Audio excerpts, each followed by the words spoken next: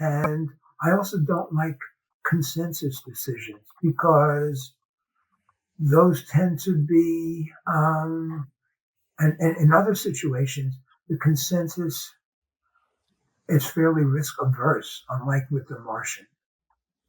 And people want to have something that everybody can agree with, and you've lost your opportunity for somebody who's had an insight. Somebody has a new idea of trying to put that in practice. But the consensus is to try to do the safe thing that's comfortable, that everybody can live with, rather than to do something that's bold and innovative. So I have problems with consensus decisions.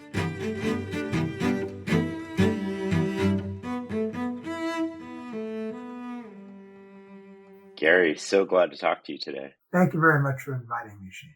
So you're a cognitive psychologist who has spent your entire career observing how other people make decisions, but you took an interesting angle to this. Rather than focus on how to make better decisions directly, you approached it from how we can develop expertise to make better decisions. We can sort of reduce errors or have better insight, or preferably both. And yet these often seem in conflict with one another. I thought a good place to start this would be what sparks insight and what prevents us from putting our insights into use? Is it because they're often contradicted? They often contradict the beliefs we hold? An insight definitely is going to be incompatible with beliefs we hold. That's why we're surprised. I did a study of 120 examples of insights. I wondered where insights came from. And I did the study out of frustration because I would give talks and I would say, if you want to improve performance, there's two things you can do. And there would be like a down arrow, what you want to reduce, and an up arrow, what you want to increase. And to improve performance, what you want to reduce is errors. And that's what most organizations do. They try to cut down on errors. But they're missing the up arrow of increasing insights. And so most organizations only focus on reducing errors. So I would present this slide, and people in the audience would say, yes, that makes sense. That's my organization. All they care about is reducing errors. But then they would ask me the question, so what do you know about insights? And I would answer, I don't know anything about insights. I just have this one slide. I haven't studied it. And once I used the slide in a talk I gave in Singapore, and I got asked that question. And then I flew home afterwards. And it was a 17-hour flight. I had a direct flight to the East Coast. That's a long time to be stewing over the fact that I felt like an idiot not being able to tell them what insights are about. So I decided to do a study. So I collected 120 examples of insights to see what's going on and hopefully find out how to improve them, increase them. And I tried to find a common theme and I couldn't, because it turned out that there were three different pathways. One pathway is a connection pathway where we put things together. So there, we're not contradicting anything. I'm going back to your original question. We're not upsetting our mental model. We're just putting different ideas together. The example I use is Darwin, knowing that there was a change in species, but what's driving the change? And then he reads Malthus's book about population growth and competition for scarce resources. He read the sixth edition, and he puts that together, and he said that's what's driving evolution, is a competition for scarce resources. So that's a connection type of insight. A second type of insight is a contradiction insight, where something happens that doesn't make sense. And there you do have to change what you believe or wonder what's going on. And the example I used there is a story I heard from a police officer who was driving around with a partner who is in his first year. And they're stuck in traffic. There's a red light. And the partner, this young guy, looks at the car ahead, which is a new BMW. And he sees the driver take a deep drag on his cigarette and then flick the ashes. And he says, who flicks the ashes in a brand new BMW? That doesn't make sense. Something is off here. So they light him up, pull the car over. Sure enough, it was a stolen car. So that's a second type of insight, which is a contradiction insight, where something happens that you didn't expect. Now, this didn't force anybody to revise their mental model or their thinking. It just allowed them to investigate further. Now, your question is, where's the resistance coming from? And that's the third type of pathway that we identified, the correction pathway, where you're stuck because you have a flawed belief. And that's the problem, and that's what's hanging you up. And that's the kind of insight most researchers study because it's easy to study it in a laboratory. And the way we get past that flawed belief, I found about 27 cases of that kind of pathway. And usually what happened was there was a hint. Something happened that made them investigate further. And so instead of dismissing the anomaly, which is what we usually do, they became curious about it. So in terms of insight, in terms of changing our beliefs, that's the secret sauce for this kind of pathway, or even actually for any of the pathways, is to become curious about things that don't make sense. Now, what blocks insight in organizations, and this was the really discouraging part of my research on insight, what blocks insight is that organizations say they want insights and they want innovation, and they really don't. But they're being serious. They think they want insights, but insights are disorganizing. As you point out, insights make you change the way you think, make you change all kinds of things, and they may not be right. And so most organizations actually inhibit insights. When people bring up new ideas, they tend to stifle them. And so that's a big problem. Is that because organizations are mostly focused on the error reducing side versus the gaining insight side, and that's the tension between these things? They don't like variance. They don't like things that are outside of the norm. Yes, they like predictability. To be a good manager, you want things to run smoothly. And insights are not ways of running smoothly. Insights are disorganizing and disruptive. And so that's a major reason that organizations, without even intending to, block the insights that come their way. So with that said, on an individual level, if I'm working in an organization, what can I do within the confines of only what I control, so myself, to maximize the insights that I observe and that I can put them into use within that environment? And then I guess the second question would sort of be, what can an organization do to facilitate people gaining more insight and putting those insights into use? Okay, so what can you do? What you can do is to you can be deliberate, like you're describing now. You can say, I want to have more insights, which means taking an insight stance rather than a stance that recoils at something new and unexpected and jarring. You can become curious. You can start to celebrate your own insights, because if you go through the day, we often have very small insights, things we didn't know, and we make these discoveries, and we just sort of, cruise right past them and use them. But if we make a mistake, we beat ourselves up, right? At least I know I beat myself up. Like, how could I have been so stupid?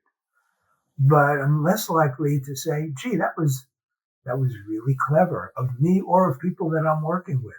So you can start attuning yourself to the insights you have and the insights people around you have, so you're more sensitive to that. You can't be curious about everything, because then you just waste tons of time, but you can be a little curious for a few seconds and say, I wonder what that means, and think about it and imagine it, and just get yourself into that kind of a mindset of wondering and speculating rather than recoiling at something that's unfamiliar. So that's what you could do as an individual. What can you do as an organization? There, I'm less enthusiastic. Um, Organizations really, if you have an idea that's a bad idea and you make a mistake, that's the down arrow. Everybody can see it, right? It's public. So there's a lot of cost for making a mistake. If you fail to make an insight, nobody will know. So the reward structure always favors the down arrow. Organizations, if they're really serious about this, can try to create a mechanism so that right now, if I have an idea, I bring it to my boss, I bring it to you, and you bring it to your boss, and it goes up the chain. It only takes one person in that chain to say, "Now we better not do it," and then the idea is rejected. And good ideas are fragile and precious and easily discarded. So they could give you, or they could give me an option for a review if I think the idea has been rejected prematurely. I can not really appeal. I don't want to make trouble, but there could be somebody. There could be uh, some part of the organization that could re-examine the idea. Because let's take an organization that wants to come up with new ideas for whatever it is that they're doing. Who's running the organization? People with lots of experience. And I found in my research that experience is essential for coming up with insights. However, people with experience have lots of scar tissue of things that got tried before and failed. And if you look at innovations, usually there's a bad track record. People trying it and failing, and then somebody else trying it and failing until eventually it succeeds. But until you get to the point where it succeeds, you're going to have people the experienced people, the senior people in the organization. What are they going to say? They're going to say, we tried that and it didn't work because in the past it didn't work. This may be the time for it to work. Maybe the technology is mature. Maybe, the world situation has changed. Who knows? But the people who are calling the shots can remember times when this was tried in the past and it failed. And often that's a good enough reason to squelch the idea. I think that's a really interesting point, especially when it comes to experience, because if the experience is typically the people at the top of the organization have the most experience, and they probably worked in a job very similar to the one that you're working in now. The problem is their experience in that role is 20 years ago or 15 years ago. And I would imagine that the environment has changed a lot. Whereas the experience of your manager or your team leader or whatever might be more recent, and they would have a more accurate view of to what the lay of the land is right now. Right, right. So experience, I still found that most of the insights in the sample that I studied would not have arisen unless people had experience. I mean, Darwin didn't just sit in his study and imagine. He was on the beagle. He was watching these various species. He was looking at the variation. He was building his experience base. So experience is important, but there are other things. There are other factors that are operating, and experience is not infallible here. And the people who are calling the shots are risk averse, and that's another issue in organizations. The people at the top who are calling the shots don't want to rock the boat because they're getting ready to retire. They're getting ready to draw a pension. My sense, I don't have data on this, is they tend to be risk averse. They want to keep things going smoothly until they reach the end of their career at the organization. I want to come back to something you said about experience. Is there a difference between experience and expertise? We all know somebody who's got 20 years of experience, but it seems to be the same year repeated 20 times. Right. There is a difference. And so one of the things I've examined is how do you know who's an expert? And I identified about 7 or 8 criteria. And the discouraging part is none of them are foolproof. There is no gold standard for who's an expert. But years of experience certainly contributes to expertise, but it isn't the same thing because there are people who just don't reflect on what happened. They don't learn about what happened. One of the other criteria I use if I want to gauge somebody's expertise is I'll ask them, tell me the last mistake you made. Let's talk about that.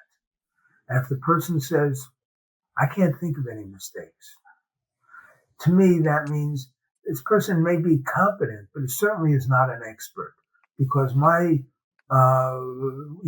I've observed is that experts are well aware of their mistakes and their mistakes eat at them until they can sort of imagine what I should have done is this and figure out a way around it. So experts are highly aware of mistakes, but people who are journeymen, many of them stay as journeymen because they want to move on and forget about their mistakes. I want to come back to what you said about sort of how do we identify the difference between people who know what they're talking about and not? And to this point, one of the most important decisions I think that we make, and we don't even recognize that we're making a decision, is who we listen to and who we decide is credible and who we decide is not credible.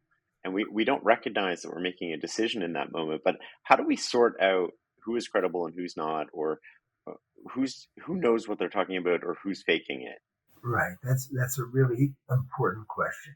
And I think most people do a mediocre job of determining who they can rely on. And a lot of people go on surface characteristics. So if I carry myself, I stand up straighter than usual, and I carry myself with confidence, people are going to listen to me. And if I express reservations and I use qualifiers, like, I think this is the case, but I'm not sure, I'm essentially telling people I'm not entirely an expert here. And so I'm disqualifying myself. I'll give you an example. A friend of mine was excited about a scenario-based technique for training. Using decision-making exercises. And that's a precursor for the shadowbox method that we're using now. And so he had some exercises that he had developed. He worked in a petrochemical plant, and he had about 30 years of experience there. And he said, this would be great. Let's use this for people who are have been working outside, checking valves and climbing ladders and things like that. And now they're inside working the panels. So they've been promoted. And there were 2 people who had just been promoted. He said, let's get these people up to speed more quickly and let's have them do these decision-making exercises. And one of the people was somebody everybody felt good about. He just carried himself with great confidence. And people were excited about working with him. And the other one was sort of tentative about things, and they worried about him. And they ran them through the decision-making exercise. And what did they find? The first person didn't really get it. He didn't really understand critical dynamics of the plant. And the second person, for all of his caveats, really did get it. He understood what the relationships were and the different causal factors and how they work together. Now, the story has a bad ending because they decided the first person, despite all their enthusiasm for him, he wasn't ready. He wasn't going to be safe operating a panel of a petrochemical plant that could blow up. I mean, these are volatile compounds and lots of heat. and it's a dangerous environment. They say he's not ready. He's going to have to continue outside for another year before he can come. We can use him on a panel. And the second person was somebody that they were ready to use. And after they did that, nobody wanted to engage with the decision-making exercise. They realized if you don't do well, it can have consequences. And they weren't intending the consequences to be used to evaluate people, but because they used it in that way, nobody wanted to do any more of that training. That sort of like begs the question, I guess, how do we evaluate people's decision making? Yeah. How do you evaluate their decision making? You run them through a scenario and see what choices they make, find out what their rationale is, find out the reasons that they're picking one thing over another, and use that to determine if you think that their mental model is rich enough. So that's one thing that you can do to evaluate whether somebody has expertise. Another, I told you, is ask people, tell me about the last mistake you made, or you can and should use years of experience. Just don't take it all that seriously. So there's a variety of criteria that you can use. You can use their track record. Have they had a track record of successes? But none of these are foolproof. I may be an investor and I have a track record of calling the market right the last 5 times. And people say, wow, he really knows what he's talking about. But there are lots of people who are trying to predict which way the market is going to go. And some of them are going to get it right by chance. And people assume it's because they know what they're doing. And in fact, they're just the lucky ones. So you can't rely on performance. And you can't rely on years of experience. And you can ask peers, who do you go to? That's often a good question. Because the people who work with us have a better sense of whether they can rely on us or not. But none of these are foolproof. There's not a foolproof answer about who to trust, but you can use several of these and get a better answer than you might by just looking at how somebody carries themselves. To your point about explaining rationale and sort of why you made a decision and the variables that you consider and maybe how those variables interact over time, I think organizations partly get in the way of this because they might write a summary of why they're doing something, but it's so high level, it doesn't actually contain much thought or reflection in the thinking, which also prevents people from learning from other people how they're making decisions and developing expertise. You're exactly right. So what you're saying is that we need to go beyond a simple surface explanation of why people did things. And we want what my colleagues and I talk about as cognitive interviews, to get beyond the surface explanation to find out, how were you sizing this situation up? What were you noticing?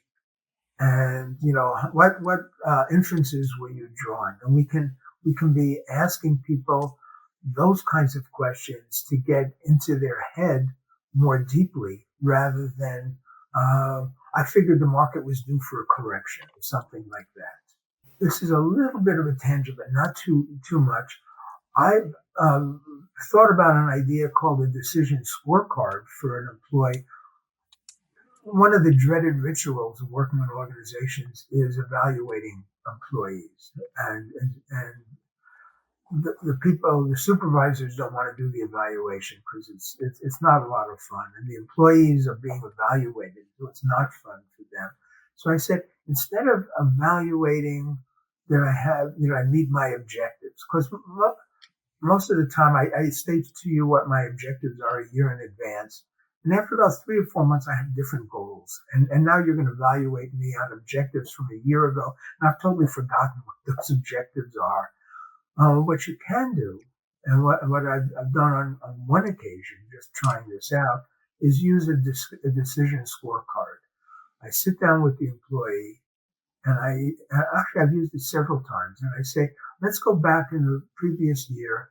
What were some of the major decisions you made? And and I come to the meeting with what I think were the decisions. The employee comes with their decisions. Then we compare notes, and then we look at the decisions and say which ones worked and which ones didn't. Now, some decisions may have been good decisions that didn't work through no fault of the employee, and some may have been bad decisions that worked because the employee got lucky. So you can't just look at the outcome, but you have to look at what was the person thinking about when they made the decision, and what can we learn, whether it was a success or a failure. And my experience is that this decision scorecard method of evaluating people is much less stressful. And the employees and I enjoy it because we're all learning a lot as we go through it. Evaluating those decisions requires you to have knowledge of what you knew at the time, what you were thinking at the time, not retrospectively going back and trying to piece it together, because now you have new information. And we've written a lot at Fernham Street on the concept of decision journals. I'm curious as to what information, if you were going to create a journal that an employee had to fill out every time they made a decision, what information would you put in that decision journal to then use at these meetings where you're evaluating their decisions later on? I think the idea of a decision journal is a great idea, and I hadn't heard of that before. And so, what can I suggest? I would like to know, when the employee is making a decision, what is the decision? What are the goals that the employee wants to achieve? The primary goal, but there may be other goals that the employee is aware of. What are the prime pieces of information the employee is using to make the decision? What's being noticed? What's driving the decision? I'd like to know who are the other people or teams that are going to be affected by this decision. Those are the things that I'd like to examine. And then in retrospect, we can see what were there cues that I should have been paying attention to that I wasn't. Are there goals that I should have been thinking about that I wasn't? But you have it in the decision journal. You have a record of what was the person thinking about at the time. I think it's a great idea. And for those of you listening, if you go to fs.blog/DJ for decision journal, DJ, you can get access to the template that we have online. Gary, I'll send that to you after. Okay, thank you. I also think it's really important that people write it down in their handwriting and not on a computer, because it's so easy to look at things on a computer and convince ourselves that we didn't write that. And you're going to try to, somebody else wrote that. I was clearly thinking way better than, what it looks like. But when you're confronted with your own handwriting and your own thinking, it does two things. One, when you write it down, it's actually a bit of reflection. So you're taking this complex decision and you're distilling it, you're reflecting on it. And then you often realize through writing it that you don't understand it as well as you thought, or where to go look for a different piece of information to more effectively complete your understanding of it or to offer more value. And the other benefit to doing it is that you can look back in the past and you can sort of like figure out patterns in your decisions. Right. Both of those are important issues. So the decision journal, the act of journaling is a way of helping you inquire better and be curious about things that you hadn't thought about. Yes, all of those are all of the above. I would like to see the decision journal when we're finished here. Awesome. I think we're actually going to publish one that people can buy on Amazon and write at some point this year. Maybe I'll get you to look that over before we do that. I would love your insight into that. Happy to do it. One of the things, we're down a few rabbit holes here, and I want to come out of this, but you use the term mental models. What do you mean when you use the term mental model? What is that to you? This could be another rabbit hole, but a few years ago, my colleague Joseph Borders and Ron Vizayan and I did a study of mental models in petrochemical plants. And going into this study, I thought that a mental model was a set of beliefs about how something works, whether it's a piece of equipment, a piece of machinery, it's an organization. Here's how it works. Here's what happens. Here's the kinds of components and how they fit together. So that was my belief going in. And we spent a week at a petrochemical plant running people through a challenging scenario to capture their mental model. And that was part of their mental model, but only part. We found that there was another part of the mental model of not just how does it work, but what are its limitations? What are its boundary conditions? Where can it go wrong? And people who are experienced are well aware of these boundary conditions. And so that's part of the richness of their mental model. And then we found another component, which is what are the workarounds that I can use if we run into one of those limitations? How can I recover from it? And then we found that there was a fourth component. We have actually a matrix of this, a 2x2 matrix. The last component is somebody with a good mental model can also anticipate where people might get confused, what kinds of mistakes they might make, what kinds of flawed beliefs they might have, so that you need to be more careful as you describe what they're supposed to do. So my idea of a mental model started out with how something works. And now it includes all four of these components: how it works, what its limitations are, how to work around them, and how to anticipate confusion on the part of people who I'm going to be working with. Do you think that relates to the learning process? So I have I think people learn with a learning loop, and I'll just explain this briefly here. You have an experience, you reflect on the experience, that reflection gives you an abstraction, and the abstraction turns into action. And so you have this loop of learning. When you learn a concept from somebody else, you're learning their abstraction. Mm-hmm. So you're putting an abstraction into use as your action. And if you take the time to reflect, well, reflection is how we learn those edge cases, how we encode it in our mind where it's more likely to work in this scenario and not. And so in the first case, when you're learning from somebody else, I think you have like pattern matching, but it's exact pattern matching. It's like searching Google with quotes. Whereas in the second case, you're doing pattern matching, but it's associative pattern matching. So you're searching Google, but it's finding things that, oh, this is like this, or this is like that. What do you think about that? That feels reasonable. I think, well, to do that kind of learning, you're sort of exposing a problem where I get your abstraction, but I haven't lived your experience. So your abstraction, I might draw the wrong lessons from your abstraction. Right. I don't know where it's coming from. And I could ask you to explain it. And language is a means for communication, but it's also a means for miscommunication, because there's all kinds of ambiguity in the words that we use. And people use the same words and mean different things, and then believe that they mean the same thing, and can get themselves in trouble that way. So that's a limitation of having you explain your abstraction. A way around that limitation is to ask you about stories. Where did you come up with this abstraction? What happened? Tell me what went on that changed your mind.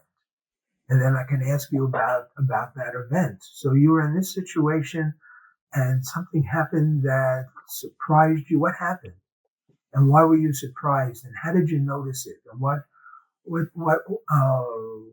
what sense did you make of it? And stories are not hampered by the limitations of language, because now we have an incident account that we can drive. And many organizations don't take advantage of stories. And we've just finished a project for a petrochemical group about using stories to try to get at these kinds of expertise and communicate them. Can you expand more on what role stories play? Are they just compressions of ideas? Are they sort of highlighting certain variables or details, or omitting certain variables or details, or getting us to anchor to something? Stories are doing all of those things, and they're doing it in a way that's really engaging.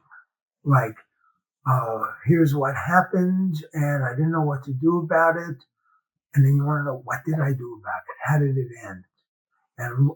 And I know when people have recounted stories in a couple of groups that we studied when we were doing this project, we'd say, okay, so what's the takeaway from the story? And everybody had a different takeaway. So that's the richness of stories, is what have you learned from the story? What are the implications? And then we, as a small team, just compare notes and realize that because we have different mental models, we have different interpretations of the story and the importance of the story. What makes for an effective story? Um, First of all, it's there's got to be some sort of mystery about something happened that wasn't expected, and then the people listening to the story want to know how it wound up. Second is the storyteller should be somebody who likes to tell stories, and I've encountered some people who don't like to tell stories, and I'll ask them about stories, and they say, I can't remember any stories. So either they're avoiding the issue, or their brain isn't wired to be able to access stories. Or some people think they're telling a story when they just give me a narrative. This happened and that happened, and we go through what happened, but there's no story. It doesn't move. It doesn't evolve. There's no transformation. And the good stories result in an insight. At the end of the story, you come to a realization you didn't have at the beginning. And that's probably the most important part of a good story, is that it leads to an insight, at least one insight that people are struck by. That reminded me when you were saying that about the cop and the ashes, right? So he's looking for the contradiction. So he's got a story in his mind, in a way, about the world works, and we all do when we're driving, because we're not consciously paying attention to the road, but we notice anomalies. So we Right, notice something that is unexpected, and in a vehicle, that's our cue to pay attention. As a right. driver of a vehicle, for whatever reason, we get encoded with this after years of driving. It's like, okay, now I'm switched on. Maybe my heart races a little bit, but like I react. I get out of my trance and my body awakens. It's like I'm in low power mode and then I wake up. And at work, we don't do this. We get woken up and we have a surprise or a contradiction, and then we ignore it, or we explain it away, or we move on to the next task instead of going from low power mode to sort of like full power mode. What's going on here? Because the surprise would indicate the world is not working the way that I thought that it should work. Right, right. So what you want to have is a way to harness the power of curiosity when something didn't happen the way it was supposed to. And our natural tendency is to dismiss it, to ignore it, and to explain it away. And you think, well, why can't people think like scientists? Because scientists are careful. But the researchers who have investigated this find that scientists do the same thing. They have something that's called knowledge shields, the way all of us do, that a variety of techniques for explaining away inconvenient data and anomalies. But what we're effectively doing is we're holding on to our story. What do you mean by that? So we have a story about how the world works, and then we notice an anomaly, and rather Mm-hmm. than try to fit that anomaly in or explore the anomaly, it's easier. It's a low power mode for us just to continue with our story the way that we're telling it to ourselves, and ignore or dismiss the anomaly. That's why we use these knowledge shields, and scientists use the knowledge shield. Scientists don't want to have anything challenge their theories.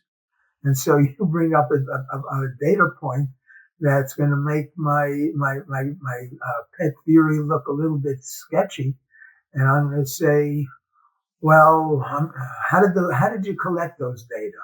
Or I'm not really sure that you interpreted the data correctly. I'm going to find all kinds of ways of dismissing it. Yes, that's a problem. It leads to fixation, because one of our strengths when we encounter a situation is we quickly make sense of it. We use the patterns that we've built up.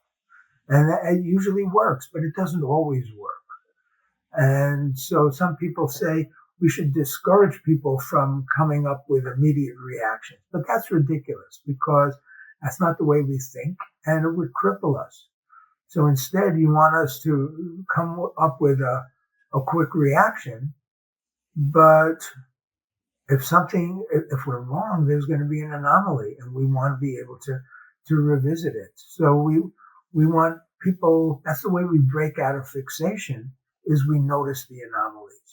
The way we get stuck in fixation and making fixation errors is we explain away the anomalies, hold on to the original wrong impression until it's far too late. Now, for your decision journal, one of the things that you could capture is, what do you think is going on in the situation now? Describe what's going on. And then as time occurs, maybe people can jot down data that they receive that are inconsistent with that belief. So you can sort of track, when is it that you first started to lose faith in your initial impression? And could you have questioned it earlier? Did you wait longer than you needed to? Looking back at it with hindsight. I like that approach a lot. And you can do more than just decision journals. My friend Adam Robinson has the idea of a surprise journal, which is just a little notebook you carry around in your pocket. And every time you're surprised, you just make a note of it. You don't actually have to think about it or reflect on it in the moment. You just make a note that something didn't go as you thought it would. And one, it shows you the world is way more sort of unpredictable than we think in these little minute ways. And two, you can always look back over it later and then go through it and be like, oh, I want to dive into this one. I want to skip this one and do this one. I want to switch gears just a little bit. How do you think about the difference between people that stagnate at, say, an intermediate skill level and people who reach a mastery of the same skill? Right. So this gets into the issue of expertise and how do people get to the higher levels of expertise. And some models of expertise say that people just acquire more and more information, and that's how expertise builds. But that doesn't work, because that's like having unexamined experiences, and you're not coming up with a richer mental model. What my speculation, working with a colleague, Holly Baxter, is that people get up to a certain level of performance and then they start to stagnate and they start to plateau. And people who break through and move to the next level are the ones who engage in unlearning, who realize there are certain conventions they've bought into or beliefs they hold that are either wrong or are limited and don't apply as broadly as they imagine. And so the issue of unlearning becomes important for expertise. And that ties in, you said, get away from the idea of a surprise journal, but it does tie into this notion of a surprise journal. What happened that surprised you so that now you can maybe engage in some unlearning and move to a richer mental model. That's what experts have. Is there any sort of practical things that you've seen work particularly well in the wild for people developing mastery in less time, say, than people would expect? So let's imagine two people starting out a job. We'll say person A and worker A and worker B. And let's say worker A they're both going to be on the job for a year. They both started the same job for a year. And worker A has a lucky year, and everything goes smoothly. And there's no disruptions, no problems. It's just a really very, very, low stress year. Worker B has had a turbulent year. All kinds of things have gone wrong. All kinds of adaptations have been necessary. There were, mistakes made that had to be identified, diagnosed, and recovered. And one thing is, like, the whole year has been filled with all of this. Who is the one that you would like to have working with you after that first year? Worker A or worker B? I would rather, I don't know how you're going to answer. So rather than I would choose person B because the surface area of their learning is so much richer and detailed.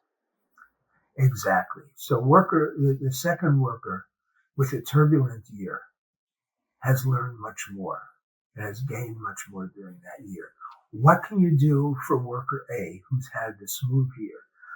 You can take some of these crises that the second worker had and encapsulate them as stories or as scenarios, and you can present them to worker A just to give them vicarious experiences to get them to move forward. So that's something that you can do. And we've seen organizations doing some things like that. And that's actually one of our decision training methods, is to provide those vicarious experiences. That's really interesting when you think about organizations as sort of like trying to reduce the variability or reduce errors. And then at the same time, acknowledging that errors create surface area for reflection, experience, expertise, and learning. Yeah, but where people spoil it is they then take it one step too far and say, the more errors you make, the more you're going to learn, which is true. And say we want to encourage people to make errors.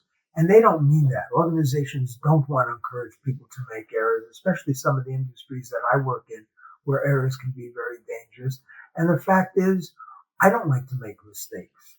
And if I do something, if I put on a workshop that has gone poorly, my immediate reaction is, I never want to put another workshop on again. I mean, this is just too painful. And it takes me a few days to get out of that emotional funk and to think about it and say, if I had done it this way, I could have used that problem and it could have been much better. And so by the end of that kind of rumination, that kind of reflection, my reaction is, I can't wait to do another workshop, because now I want to try that again. So, but the immediate reaction is one of being pretty devastated by a mistake. And so it's going to be a hard case if you tell me, Gary, try to make mistakes. That's how you're going to learn.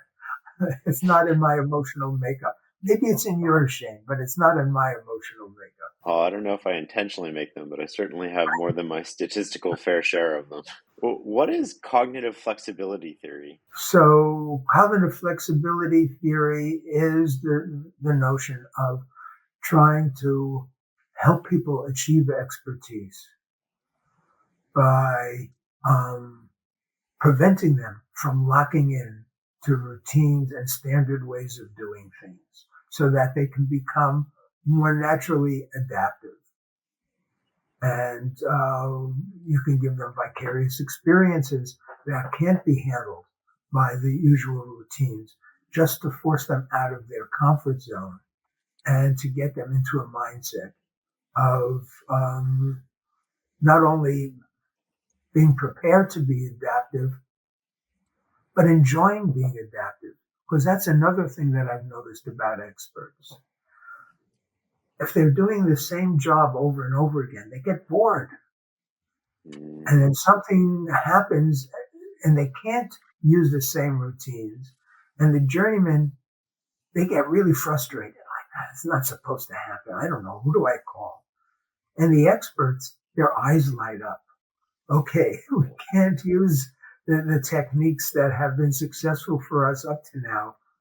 What can we do? What can we invent? And so the eyes lighting up is like, for me, a key to cognitive flexibility theory is to get people into that mode where they're excited when things don't go as planned and they're going to have to improvise. Coming back to the beginning, we've talked about sort of a lot about gaining better insights. Let's talk about some of the tools that we can use to reduce errors. Maybe we can start with a pre-mortem. What is it? Why is it useful? How do we conduct one? And I'm not as excited about tools for reducing errors because that gets all the play. And there's tons of techniques like checklists and procedure manuals and things like that. So there's lots of techniques like that. But what there isn't is a method like the pre-mortem. So let me tell you how a pre-mortem works. I just sort of invented it for a company the company I was running back in the late 1980s. And we mostly had successful projects, but not always. Sometimes our projects would fail. And then we would do an after-action review. We'd say, what went wrong? And we'd realize, if we had just done this differently, it might not have ended so badly. And I said, why don't we always have a kickoff meeting when a project starts. Why don't we move that after-action review to the front? Like a postmortem. A postmortem is something that you do like in a hospital when a patient has died. And the physician does a postmortem to find out why did the patient die. And the advantage of doing a postmortem and discovering what was the real cause of death or the causes of death is that the physician gets smarter, now has a richer mental model, so it helps the physician. And now the physician can tell the family, here's why your loved one died, because they really want to know. And now you can help reduce their pain by giving them an answer, and they can work with that. Everybody benefits from a postmortem, except for the patient, because the patient is dead. So we said, instead of doing a postmortem for projects that fail after they failed, let's move it to the beginning. And that's why it's called a pre-mortem. And the way it works is if we're on a team, we take everybody on the team, we're all sitting around the table. And usually we do it at a kickoff meeting. Here's how we're going to carry out the plan. Now we've spent an hour and a half just go through the kickoff meeting. What are we going to do? Who's doing what? What are the roles and functions? We've got all that nailed down. And we've got about 20 minutes left and enough time to do a pre-mortem. And I say, okay, now we're going to do the pre-mortem. Everybody just relax. Sit back in your chairs. Now, I'm looking in an imaginary crystal ball. And I actually do have a crystal ball, but I don't carry it around with me all the time. I'm looking at an imaginary crystal ball, and it's now 6 months from now. And this project has gone off the rails in a major way. It's been a disaster. It's been a failure. Could be 6 months, could be a year. Pick your time frame. What happened is the crystal ball is showing failure. Now, the crystal ball isn't showing us why it failed. It's just showing us that it has failed. That much is certain. And the crystal ball is infallible. It never lies. Now, everybody around the table, you have a pad of paper in front of you and a pen. Take the next 2 minutes and write down all the reasons why this project failed. And then I have a timer and I start the timer, and then everybody's writing like mad for the next 2 minutes. And then I say, time's up. And I've got usually a whiteboard, or on Zoom I'll have a virtual whiteboard. And I'll say, now I'm going to go around the room, and I'll start if I'm the project leader. Here's the top of my list.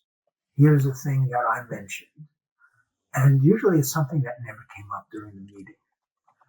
But if I'm the leader, the leader and the facilitator could be different people, but in this case, we'll say it's the same person. I want to set a good example that I'm just not just coming with something that's absurd, but something that's real. And then I go to the next person. Shane, what do you have on top of your list? And then Dave, what do you have on your list that neither Shane nor I have mentioned? And we go around the room and I'm writing these down. And usually we go around the room a second time, sometimes a third, and we have a long list of things that would explain why this project failed. And most of them are things that people hadn't thought about. And now we sort of are harvesting the collective wisdom of the people and the scar tissue of the people in that room. And we're seeing all the ways that this plan that we were so confident, so overconfident in, now our overconfidence has been diminished. Now, some people have worried that maybe the confidence level got too low. So then we added a last part of the exercise. Look at everything on the whiteboard. Look at all of those items. Now let's take another 2 minutes and write down what can I do personally to try to reduce the chance of some of these happening. And then people are writing down what they can do. And that's a way of trying to reduce the risk.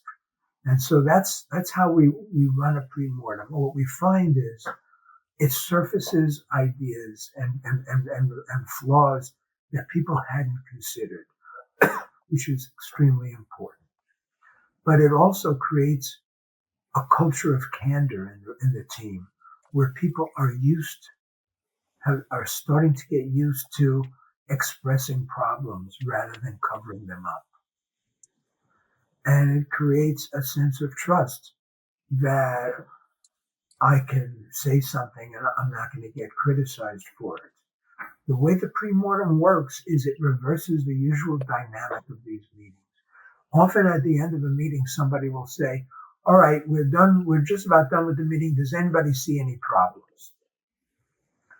Nobody wants to identify a problem. We've just spent the last hour and a half coming up, discussing the plan. Nobody wants to admit that there's a problem. People aren't even thinking about problems. They're all in a go mode. Let's get started. They're impatient to start. And there could be consequences of exposing problems. With a pre-mortem, we've reversed that dynamic. The way you show you're smart in a pre-mortem is the quality of the items that you generate. And now you're demonstrating your competence by surfacing issues that people hadn't thought about. And there's a competition because I want to come up with good problems that nobody else has come up with. And so people are in this competition to surface problems that in an ordinary meeting, nobody would ever see. I think you hit on something that is hiding in plain sight that most people miss, and we've spent quite a bit of time on ourselves, is sort of how do you run more effective meetings by changing what people signal as value. And you can do this by asking people for unique insights into the problem that nobody else in the room has as one way. Instead of everybody coming in and summarizing the executive summary, which everybody's read, but everybody needs to paraphrase because they want to signal that they've done the work and they should be in the room and they know what the problem is, even though they're just regurgitating the same terms over and over again. I think it's really a key factor to the pre-mortem that you're signaling expertise to your coworkers through coming up with something valuable and uniquely insightful into the problem. Right. So it's sort of like it's almost theatrical. I mean, there's a certain performative quality to this, and we try to. I try to do it quickly. I just want to get everybody's entry very quickly so that the energy level stays high. And I want to get one from each person because often like one of the senior members of the team might want to give the entire list and then everybody just sort of in a receive mode. And I want to get out of that mode. I want everybody ready. What are the common mistakes that people make in running a pre-mortem? One of the mistakes is that they just frame it wrong from the beginning. They'll say, okay, we should do a pre-mortem, so what can go wrong? It's not an issue of what can go wrong. We're dealing with a crystal ball that has showed that the plan has failed. We know that it failed. And our job is to explain why. So saying what can go wrong is too tentative. It's too vague. And so that's I think maybe the most common mistake that people make is they don't frame it that way. Another mistake is they let individuals talk too long. And everybody else is waiting. And this way we're going around the room at a pretty rapid clip. And everybody just stating one thing at a time. That's the second mistake that people make. And a third mistake might be that the leader gets cold feet and says, I just want to hear what everybody else has. And so instead of creating a culture of trust and candor, the leader is creating a dangerous environment where people can get in trouble, and the leader is being shielded and protected. When we think about reducing errors, one of the common things that sort of comes up with people is cognitive biases. I'm curious as to what you've seen, what you think about trying to limit cognitive biases. We've talked about one, which is fixation error. And I have my own theory on this, but I'd like to hear your views. All right, so I have to be careful about this. and just caveat what I'm about to say, that I'm an outlier. That the whole issue of decision and judgment biases is a major line of research. And the community, the heuristics and biases community, has been extremely effective in the research they've done and the applications that they've put this work to in the judgment and decision community. So I want listeners to understand that the dominant view is that these biases are important and need to be taken into account. Having said that, I don't agree. I don't like the idea of decision biases. I know my sense from the literature is that there's been little, if any, success in debiasing people, and I think that's a good thing, because the biases that get identified are essentially related to the heuristics that we've learned and are part of the experience that we have. And they only look like biases in hindsight when one of them doesn't work. But it's a heuristic. It's not an algorithm. So sometimes heuristics don't work.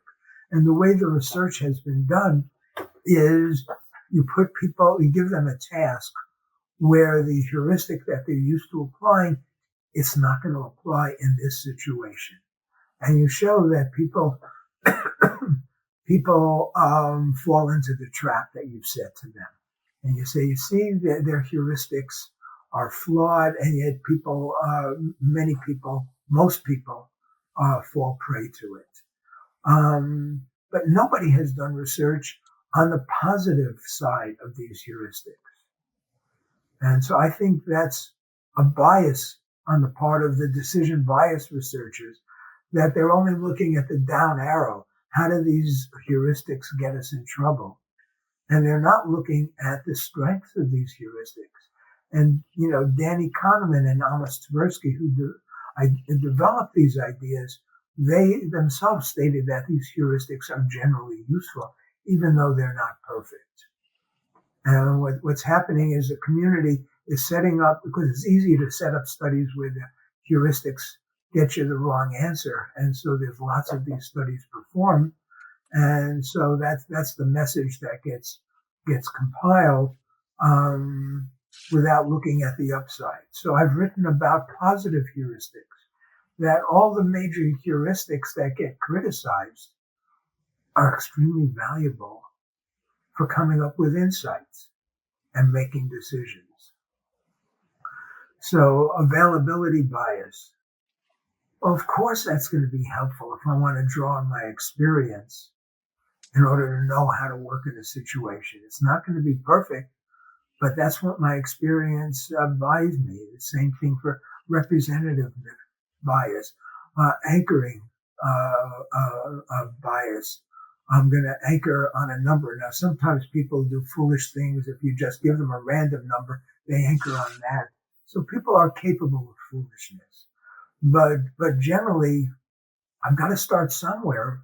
And so I draw on my experience to see what's this like, and I'll anchor on that, and I'll adjust from that, because my initial impression, if I have a reasonable amount of expertise, is going to be accurate. And so the heuristics that get criticized, we would be crippled without those heuristics. And I've created a thought experiment, which is, people worry about emotion clouding our intellect and getting in the way of good decision making. And as it turns out, there's a part of the brain, I forget what the structure is called, where emotion and decision making come together. And there are some people who have a lesion in this part of the brain. And this is work done by Damasio about 15 years ago or so. And he studied people with lesions in that part of the brain where they were unable to draw on their emotions to make decisions. In other words, they were purely rational. They were like Mr. Spock. And their intelligence didn't suffer. Their IQ was as high as it ever was before the lesion. But their lives became miserable. It would take them 45 minutes to decide what restaurant to go through. They got divorced. They lost their jobs because they could not use their emotions, because our emotions are a way of drawing on the patterns we've built and on our experiences. So here's the demonstration, the thought experiment I have. If you are a strong believer in the idea that emotions cloud our thinking and interfere with our decisions and our judgments, we know where this area is. We can do laser surgery to triangulate different laser beams to create a lesion in this area, so you will no longer be troubled by emotions when you make decisions. And my challenge is to any of the judgment and decision researchers who worry about emotions clouding our decisions, would you have the surgery done? I have yet to find the backer. And I've said, I will pay for the surgery myself. Now, this would be a great experiment, a great opportunity. Nobody has taken me up on this offer. Talk to me a little bit about making decisions in teams of people versus an individual making a decision, where boards or committees are sort of asked to come to a decision. What are the pros and cons of a team-based approach, and what have you seen as more effective ways to get teams to make decisions? Team decision making, the teams use different kinds of strategies, and there's different formats. You can have an autocratic team where a leader just makes a decision. You can have teams voting. You can have the vote be anonymous if people are afraid of repercussions. There's all kinds of techniques for getting teams to work together more effectively. And there are situations like, let's take a pirate ship. In the old Caribbean days, when you had pirate ships around, pirate ships were extremely democratic. There was nobody in charge. They voted who was going to lead them. They voted about what targets they wanted to attack. But once they were in battle, there was a captain. And the captain's orders had to be obeyed, because under that time pressure, with that kind of urgency and those kinds of stakes, you needed to switch your decision strategy to something more autocratic. So there's no general rule for how a team should make decisions. It's going to depend on the situation and the context. So what can we say about trying to help teams make better decisions? I can give you an example of what not to do. There was a movie with Matt Damon a number of years ago called The Martian. And Matt Damon is part of a team that went to Mars, and something happened and they needed to depart, and they gathered everybody together, but they couldn't find Matt Damon. He wasn't available, and it was urgent that they depart, otherwise everything would be endangered. And so they departed without him, assumed that he had gotten injured or killed. That's why he wasn't there. So now they're taking off from Mars. They're heading away. And Matt Damon somehow finds his way back to the station and radios them and said, "Where are you?" They realize he's still there. So the decision is, do we go back or not? And the people on the spaceship know that if they go back, it's going to be risky. So they said, let's see if we can come to a consensus about what to do. And I don't like the idea of consensus decisions, and I don't like the idea of a consensus decision in this kind of a dangerous environment. Because as the people in the spaceship went around, there was enormous pressure on everybody to go along with the consensus, which was we should go back and rescue him. And it was public, and they went back and they risked all of their lives in order to save them. What they should have done is had people vote in a way that was secret. And I see this with people who are cross-country skiing in the back country. And you don't want to just cross-country ski where it's level. You want places where there's hills. But if the hills are too great, then you have a risk of an avalanche. And at a certain point, they'll look ahead and say, this could be risky. Do we want to continue or not? And it's the same dynamic where there's a lot of pressure on people to inhibit their fear and go along with the consensus, rather than finding a way to vote anonymously and realizing that one or two of the members don't want to do it. So having votes that are anonymous is important. And I also don't like consensus decisions because those tend to be, and in other situations, the consensus is fairly risk averse, unlike with The Martian.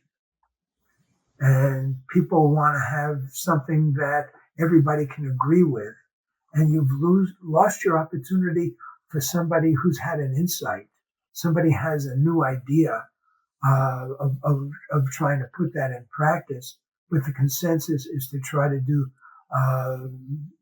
the safe thing that's comfortable, that everybody can live with, rather than to do something that's bold and innovative.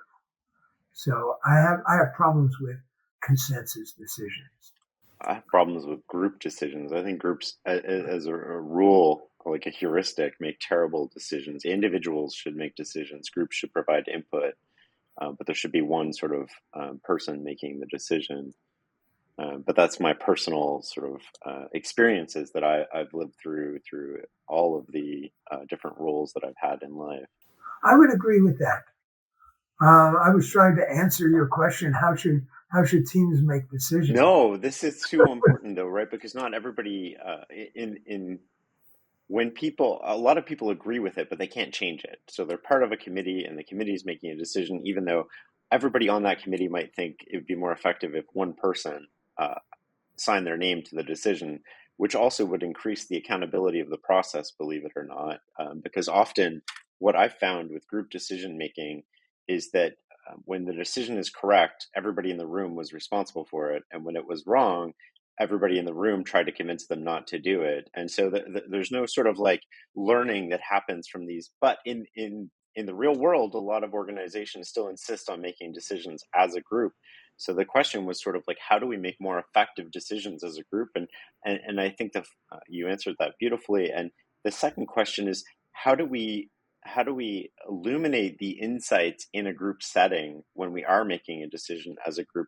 How do we find ways to surface unique insights into the problem that we might not know? Do you have any experience with that? Well, the pre-mortem method Right. accomplishes that to a great extent. And I think what's important about the pre-mortem method that could also be used generally by in group and team environments is to have people craft their ideas and their interpretations and their assessments individually and privately before they surface it to other people. And the research on like brainstorming, we're all brainstorming together.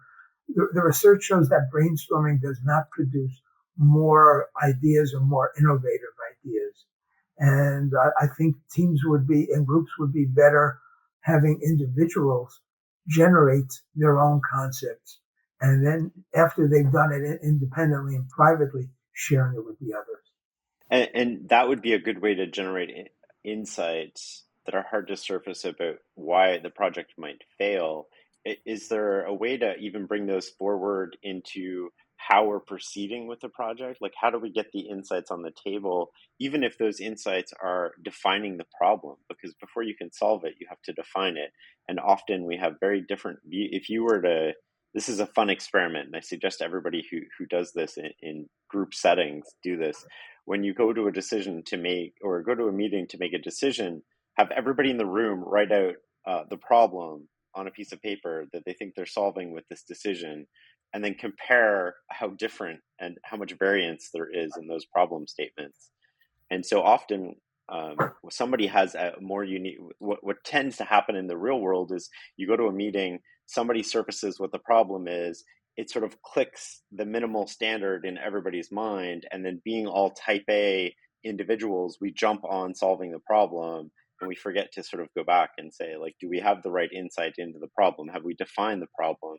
And this is where if you have a sole decision maker instead of a group, that you can acknowledge that the responsibility of that decision maker may be to listen to other people's definitions of the problem, but ultimately they are responsible for defining the problem for the group and for themselves.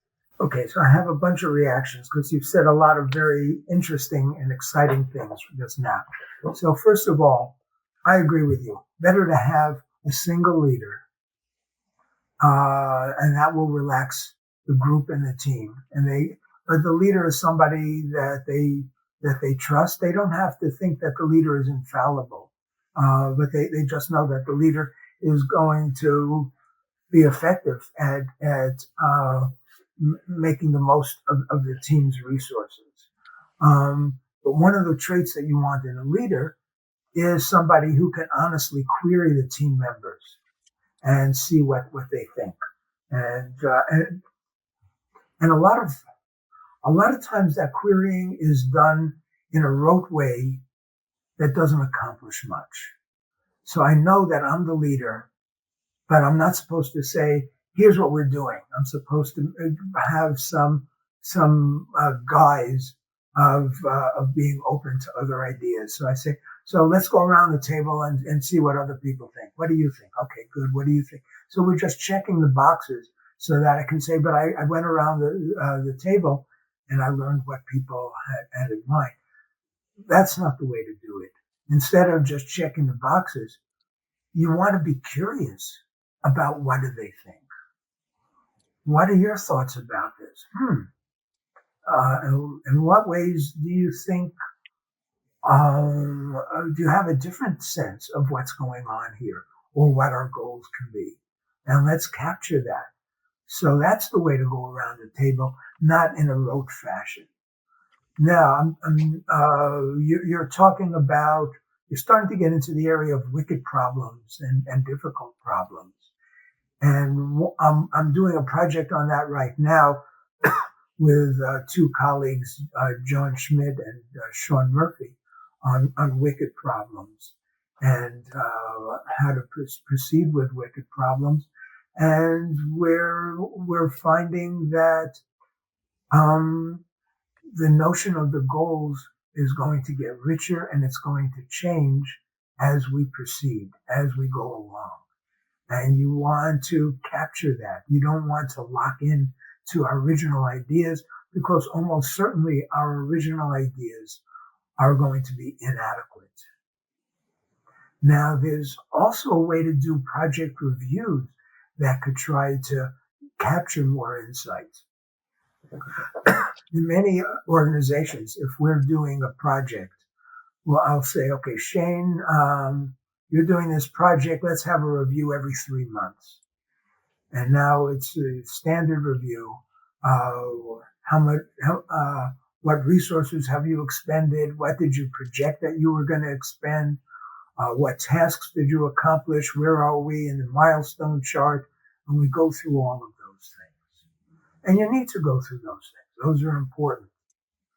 But I can also ask you in that review meeting, Shane, in the last 3 months since the last meeting, has anything happened that surprised you?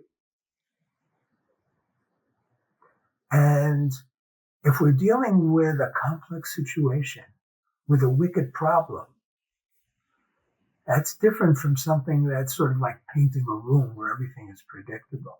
So I say, has anything happened in the last 3 months that has surprised you?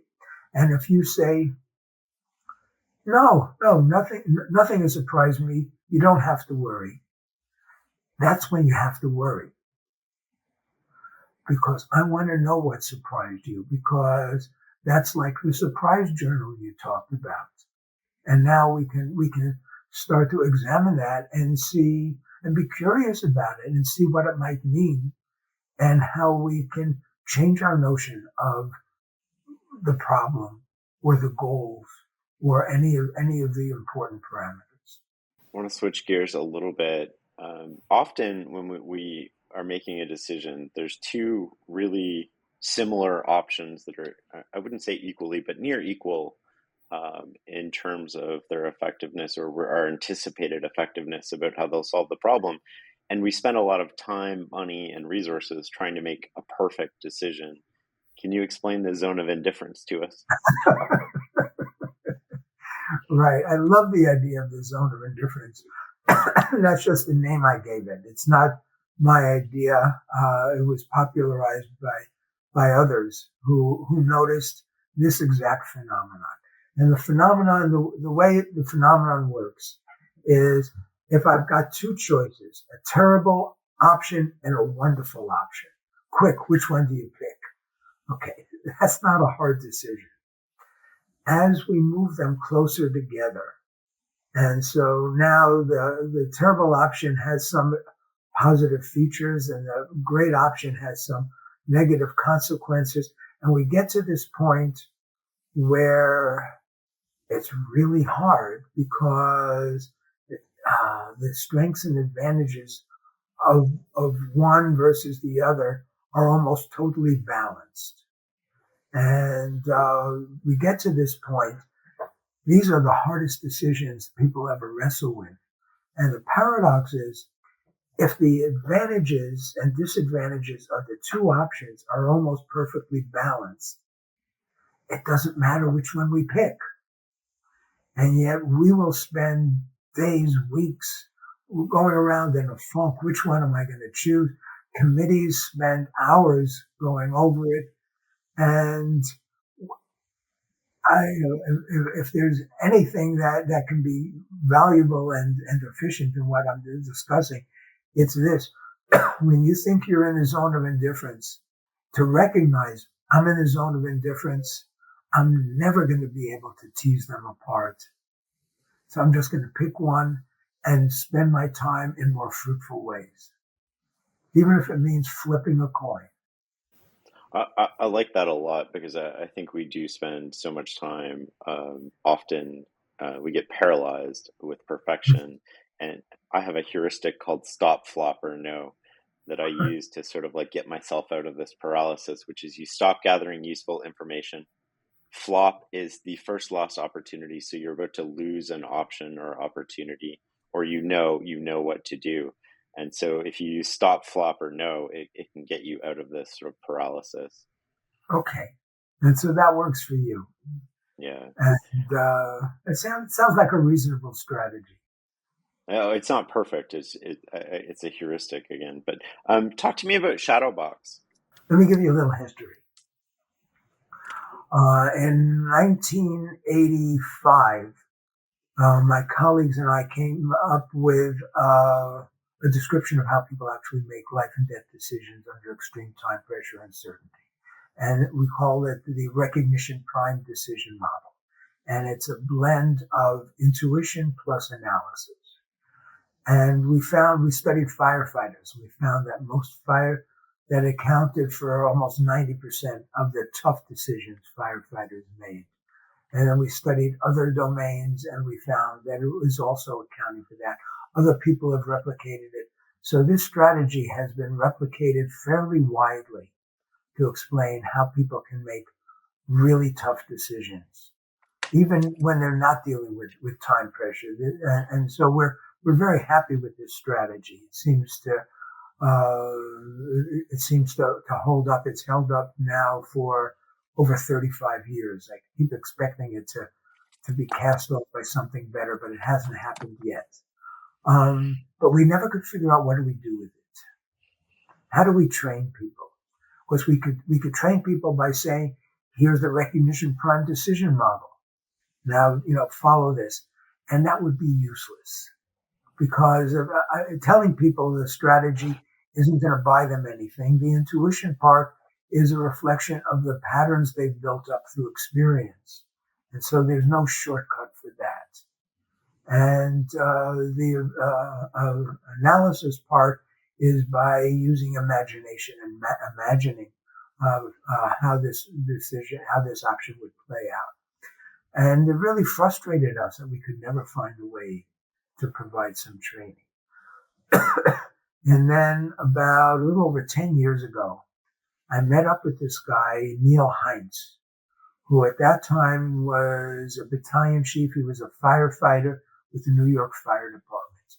And he was just finishing a master's degree on helping people to handle new situations and tough situations. And he told me a little bit about it, and it kind of sounded interesting. I wasn't sure. Then I got invited to put on a workshop at the Seattle Fire Department. And it was like a 2 or 3 day workshop. And I said I would do it, but I asked Neil if he would come with me so we could do it together. And he said he'd be happy to come with me. Could he have a half hour in the workshop to use his method that he had developed for his master's project? And the way what had happened in the master's project, and this was in the aftermath of the 9/11 attacks, was they said, they have all these firefighters encountering a situation they hadn't seen before and were really stymied about what to do. So Neil created scenarios that would be unusual scenarios, and he gave those scenarios to people and to see what option they would choose and what their reasoning was. And he also gave the scenarios to experts so that now people could compare what they would do to the expert. So I didn't know hardly any of this when I invited Neil to work with me. I just thought I would enjoy working with him. So he puts on this half-hour stint in the Seattle Fire Department at the workshop. And I watched the audience. They ate it up. They loved it. And I said, this may be what I've been looking for decades as a way of training decision-making skills. So here's how Shadowbox works. It's primarily a scenario-based approach. I create a tough, challenging scenario. And we go through the scenario. Usually it's in text. And I stop it part of the way through and I say, here's decision point 1, Shane. At this point, here's 4 different options. Things you can do, courses of action. rank order, which you would do from top to bottom, and then write down your reasons, sort of like your decision log. And then we continue the scenario, and then we stop it again, decision point 2. Here are 3 goals that you might pursue. Rank order the importance of each of these goals and write down your reasons. And then we continue it, then we stop it again. Here's decision point 3. Here's 5 pieces of information that you can pursue that would help you. Rank order the importance of each one of them and write down your reasons. And it could be anything like that. And we just go through the scenario that way. At the same time, I've had a panel of maybe 3 experts. They've gone through the same scenario that I'm showing you. They've done their ranking. They've written down their reasons. We've combined their rankings. We've synthesized the reasons. So now when you go through this scenario and we get to decision point 1, here's 4 different courses of action, and you rank order them and you write down your reasons, and then we say, let's see what the experts picked. And then immediately we show you how your ranking compares to the experts. And you want to match the experts. You're really trying to get your ranking to match theirs. So that's the game part. You want to get that to match. But the real learning is look at what the experts wrote down as their reasons. Here are the things they noticed. Here's the things that they inferred. Here's the things they worried about. Here's the opportunities they saw. And you look at what you wrote down and what they wrote down. And now you are seeing the world through the eyes of experts. But the experts don't have to be there because that would be a bottleneck. They've done their work, and now we just have what we recorded from them, and we can provide it to you as feedback. So you're seeing the world, at least this scenario, through their eyes. So that's how ShadowBox works. And in a half a day of training, we show that people's match to the experts increases by about 25% in just a half a day of training. Now, there's another version of ShadowBox, which is video based, where I'll have like a 1 or 2 minute video of something. And I'll say, here's a situation. It could be a police officer using body camera footage, or it could be something that's staged in a hospital. And we have, like if it's a hospital, tell me, what's happening in the situation. And you watch the scenario from beginning to end. And then we say, now let's start again. And as we go through the scenario, you can pause it at any point you want. And then there's a little circle, and you can put the circle around any cue that you think is important to be watching. And you do that as successively as you go, and you write down why you highlighted that cue, and we go through the scenario. And then after you finish that, we say, now let's go through the same scenario, and we've had experts do the same thing you did. Let's see what the experts were focusing on and when they were focusing on it compared to you. And then what reasons they gave. So this really is seeing the world through the eyes of experts. So that's how ShadowBox works. It's like shadowboxing with these tough situations, but in a way that's not risky. I love that idea, and I think it's really effective, and we're exploring using it with some of our stuff. And when you mentioned the police officer and the body cam, a question that came up for me is, it's one thing to watch in a room with air conditioning and watch this police officer approach a vehicle. It's a whole nother thing for the police officer to be approaching the vehicle and be in a different environment. And that sort of brings me to the question of, what role does environment play in our decision making? And are there things that we can do to improve our environment that improve our decision making? That's a very important observation, because this has come up in some of the work that we've done with use of force decisions, where if you're a police officer, you might be in a situation: should I use force or not? And sometimes that's just part of the job. That's a horrible part of the job for police officers. But we find that there may there may be sometimes ways to avoid getting into that decision. The way you structure it, the way you frame it, the way you manage it can possibly diffuse the situation so that you don't necessarily have to get into a confrontation, that you might be able to avoid it. So yes, structuring the environment is a much better approach. And this is something we have done a little bit with, not as much as we would like, about, and this, when I say we, this is my friend and colleague, John Schmidt.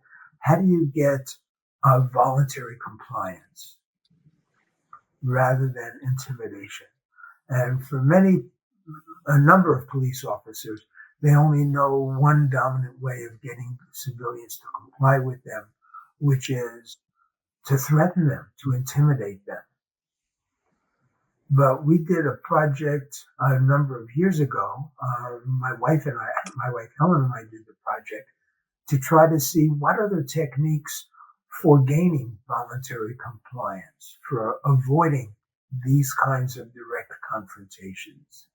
And the nickname for this project, it was funded by DARPA, Defense Advanced Research Projects Agency. The nickname was the Good Strangers Project.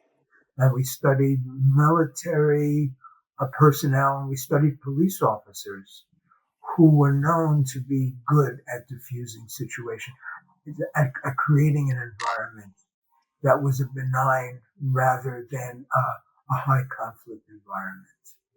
And one of the things we learned, so I remember one police officer that we interviewed. It was a small office. He was a large police officer.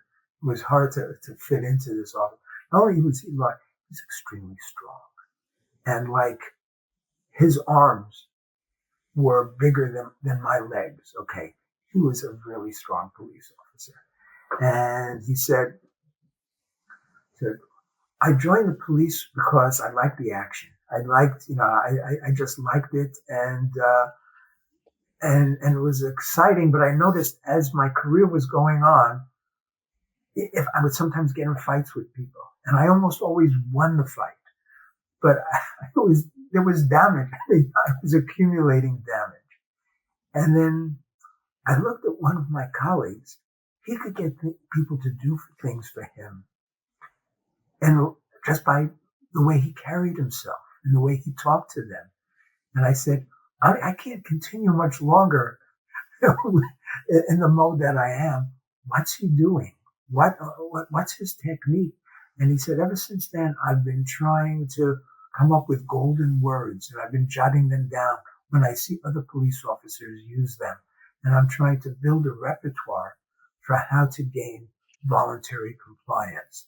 One of his rules of thumb, maybe the most important one from my consideration, is he said, whenever he's in an encounter with a civilian or even with a lawbreaker, he said, I want that person to trust me more at the end of the encounter than at the beginning.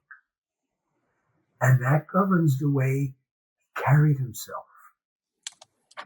That he was carrying himself in a way that would move the needle to create greater trust rather than diminished trust. And in terms of mindset, that's such an important mindset shift. The previous mindset was, I want to get people to do what I tell them, and so I've got to be tough and I've got to be threatening. And his new mindset was, how can I get them to do what I want and have faith in me? And we heard great stories from police officers who are able to accomplish that. I think that's a great place to end this conversation, Gary. Thank you so much for your time. Thank you very much for the opportunity. I've really enjoyed the conversation, Shane.